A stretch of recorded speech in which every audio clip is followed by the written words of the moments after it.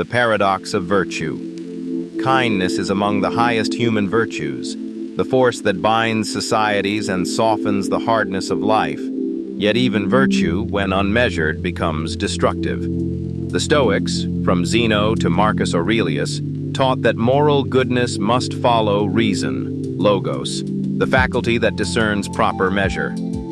A deed outwardly kind may hide fear, vanity, or dependency when detached from judgment. Modern culture praises selflessness, urging people to place others first. But the Stoic asks, can depletion be a virtue? True benevolence never violates the first duty of a rational being, to preserve the integrity of one's own soul. In today's topic, we will explore how unchecked kindness distorts character, harms relationships, and contradicts Stoic wisdom, and how reason restores the balance between giving and self-care. 1. On misplaced kindness and the nature of expectation. Epictetus taught that suffering comes not from things, but from our opinions. The overly kind person suffers because he believes his generosity will be repaid. When gratitude fails to appear, bitterness takes root, and charity becomes disappointment. Stoicism warns against this dependence. Virtue lies in acting rightly, not in securing response.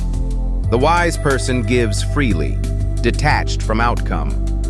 But when kindness springs from emotional hunger, it ceases to be virtue and becomes compulsion. Seneca called this a vice born of virtue. Giving must follow reason, not the craving to be liked or needed. Measured generosity preserves serenity. Excess leads to fatigue and resentment. 2. On dependence and the creation of weakness.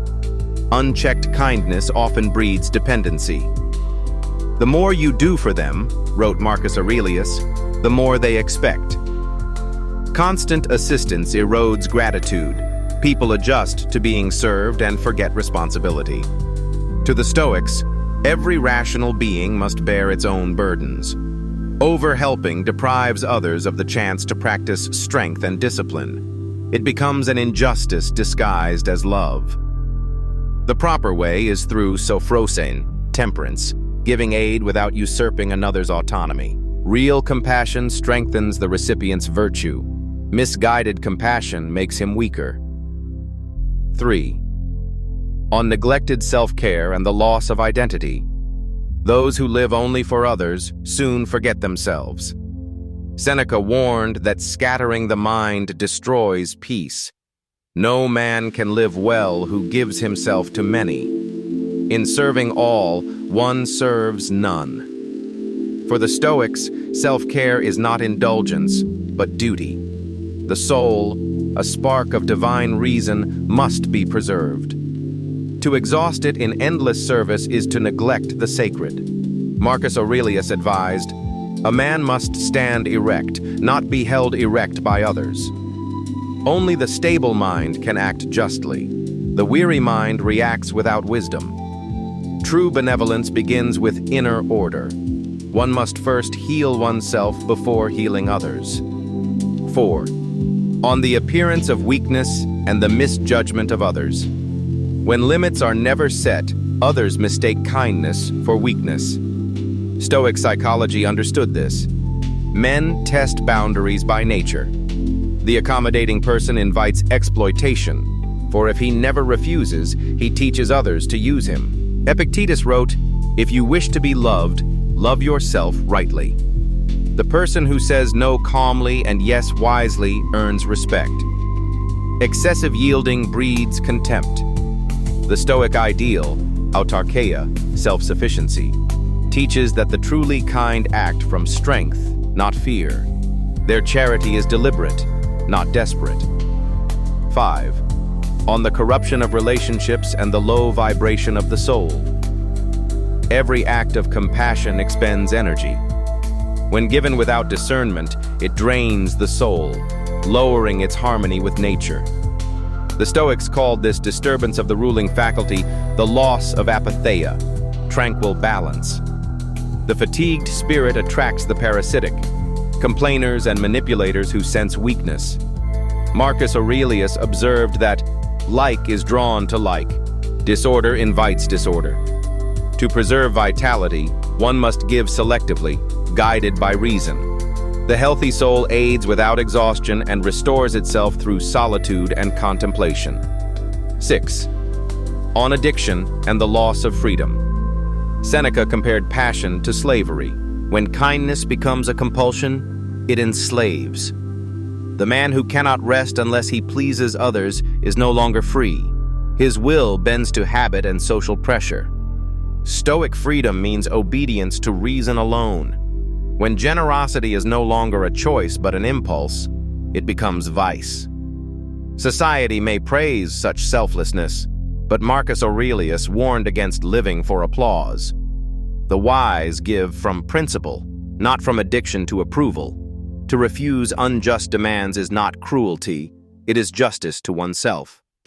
7. On suspicion and the world's misreading of goodness. The excessively kind are often distrusted. Because genuine altruism is rare, people interpret it as deceit.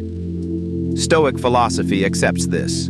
The good man acts rightly regardless of reputation. Let them think what they will, said Epictetus. Your task is to act with virtue. Yet suspicion sometimes arises with reason. Unnatural giving violates balance and hints at hidden motive.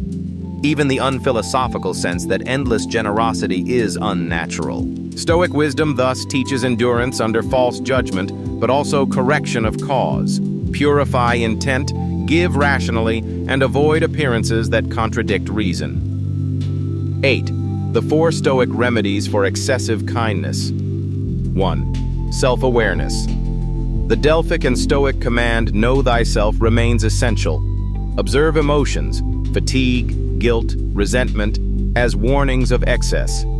Seneca recommended nightly reflection to examine one's acts and restore measure before passion grows into habit. 2. The power of no. Cato and Epictetus upheld the courage of refusal. Saying no to unfair demands is an act of justice, not selfishness. Refusal affirms the freedom to govern one's own energy. The Stoic seeks harmony with nature, not universal approval. 3. Sacred time and space for the self. Daily solitude was part of Stoic practice. Marcus wrote his meditations in quiet moments, tending the inner citadel. To reserve time for rest, study, or simple reflection is to honor the divine reason within. From this stillness, genuine kindness flows naturally. 4. The discernment of associations. Seneca warned Lucilius to associate with those who may make you better. One must distinguish between the grateful and the parasitic. Avoid those who drain peace and reward vice. To distance oneself from the harmful is not pride, it is prudence. 9. The middle path of virtue. Virtue, said Aristotle, lies in the mean. The Stoics refined this truth. It lies in harmony with reason. Generosity governed by logos becomes strength. Without it, folly. To give too little is to deny our social duty.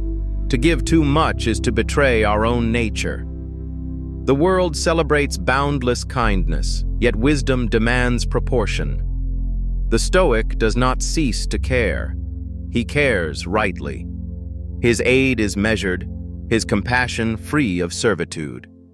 Like the gardener who prunes as he waters, he nurtures growth without smothering it. His heart remains open, but his judgment firm. Marcus Aurelius likened the good man to the rock against which waves break, steady, calm, unshaken. So must kindness be, guided by reason, neither selfish nor self-destructive. In the poised balance between giving and self-preservation, the soul fulfills its divine purpose, living in accordance with nature, serene and free. Thank you so much for watching the video. Please like, share, and subscribe. Thank you.